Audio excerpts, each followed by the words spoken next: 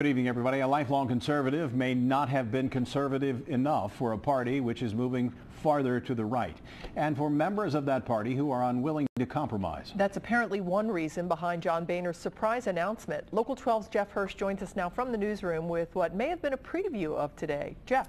Well, good evening. John Boehner was elected from his base in Westchester 13 times and became Speaker of the House right after the Republicans took that chamber in November 2010.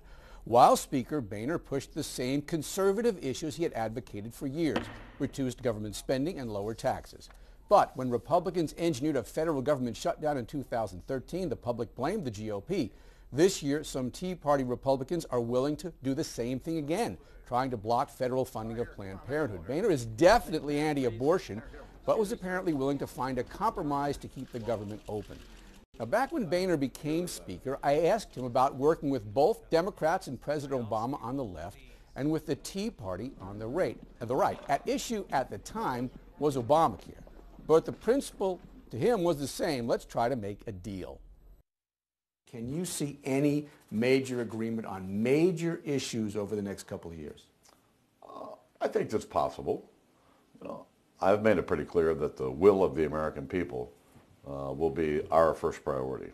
And the president saw what happened in the election. He hears what's on the minds of the American people. Are there any parts of the president's health care that you would keep, or is it totally blow it up? There are popular parts of this.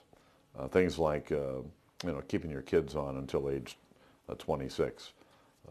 Things like helping those with pre-existing conditions, although we would clearly do it differently than they did. Taking away the lifetime limits. There are common sense reforms that we can enact that will bring down the cost of health insurance. Some of the skills and talents that Boehner had, similar to Hastert in some respects, don't fit well with our modern campaign all the time culture. I mean, John Boehner is a person who's probably built for governing. And unfortunately, the system that we have in place right now lends itself to the permanent campaign. And, Boehner, his job is to cut deals. His job is to make the institution run. And that was the job of the Speaker for a very long time. And over the last 20 or 30 years, especially as the caucuses in the Republican and Democratic parties have separated and become more conservative, more liberal, there's not much room for compromise. Now, remember what Boehner told me in 2011 about Obamacare, trying to find at least some sort of common ground. And the Republicans so far have failed to change Obamacare at all.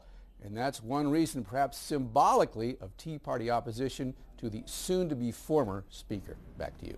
You know, Jeff, probably no one knows for sure, but do you have any thoughts on what John Boehner might do from here? Do you think he would ever move back to our area? Any thoughts? I understand he bought a home in Florida. So, whether he plans to move down there permanently, he's obviously well tied to this area, but, maybe he becomes a lobbyist. You can't be much better connected than he is. But I understand he has bought a home down there, whether it's a permanent or a vacation home. We'll see. Okay. Right. Thanks, Jeff. Ohio Democratic Chair David Pepper says Boehner helped to sow the seeds for his own demise. Pepper says Boehner helped to engineer gerrymandered congressional districts in Ohio, which ended up as safe seats for some Tea Party reps who ultimately turned on the Speaker.